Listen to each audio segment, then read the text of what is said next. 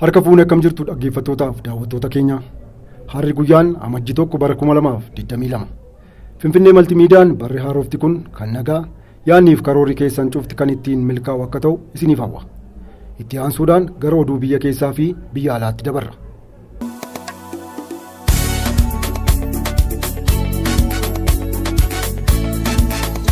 Mootummaan Itoophiyaa waraana ofirraa qolachuu osoo danda'u waraanatti seenee uummatichaa fi biyyattii rakkoo buuse jechuun Ministeera dhimma dubartootaa fi daa'immanii kan turte Fiilsan Abdii Waashingtan Poostiitti himtee jirti.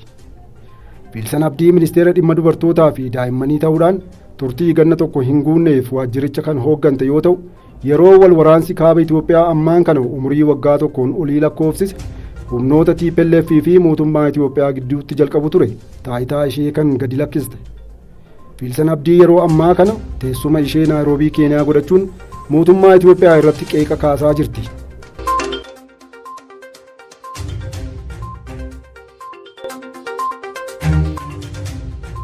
Mootummaan Ameerikaa Itoophiyaa fayyadamtoota carraa daldala qaraxarraa bilisaa yookaan agawaa keessaa baasuun isaa Itoophiyaa hin gammachiisne jedhe Associated Press.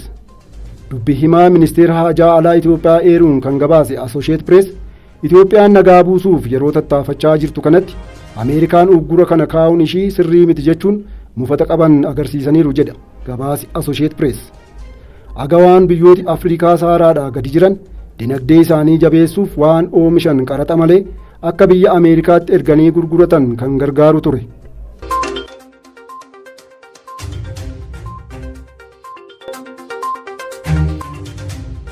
Mootummaan Itoophiyaa manca'insaa fi barbadaa'insa sababaa waraanaatiin uumame deebisee ijaaruuf doolaara biliyoona 2.5 na barbaachisa jedhe jechuun Reuters gabaaseera. Barbadaa'insaa fi badiinsi qabeenyaa kun irra jireessaan kan uumame naannolee Amaaraa fi Tigraay keessatti akka ta'es gaazexaan kun ibseeti jira.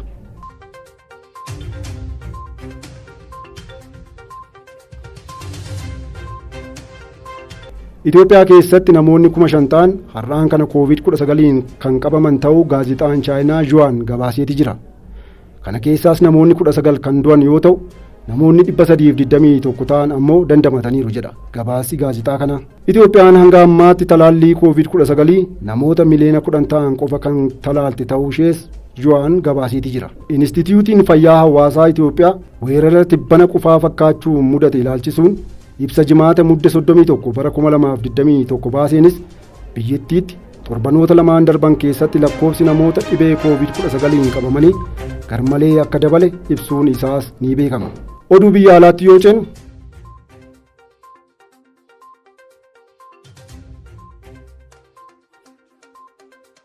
bulchiinsi mootummaa Sudaan tarkaanfii mormitoota magaalaa keessatti hiriiranii turan irratti fudhateen namoonni 4 rasaasaan rukutamanii ajjeefamuu fi hedduun isaanii ammoo madaaniiru jechuun miidiyaan addunyaa kan akka Aljeeziraa, CNN fi Telegiraaf gabaasaniiru. Uummanni Sudaan humni waraanaa biyyattii bulchaa jiru bu'ee bakka isaa mootummaan siivilii aangoo akka qabatu gaafachuun magaalota Sudaan garaa garaa keessatti mormii erga geggeessuu eegalaniitii guyyoota 11 lakkoofsisaniitu jiru.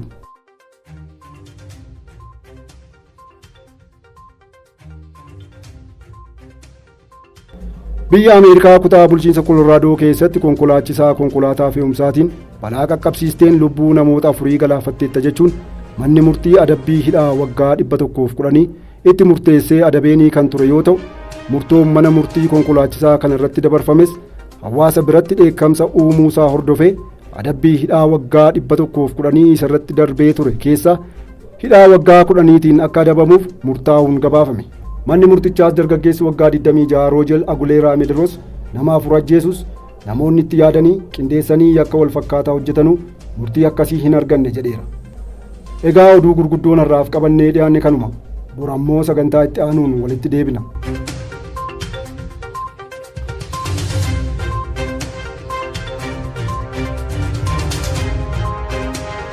Finfinnee Maltiimiidiyaa Subscribe, Share godhaa.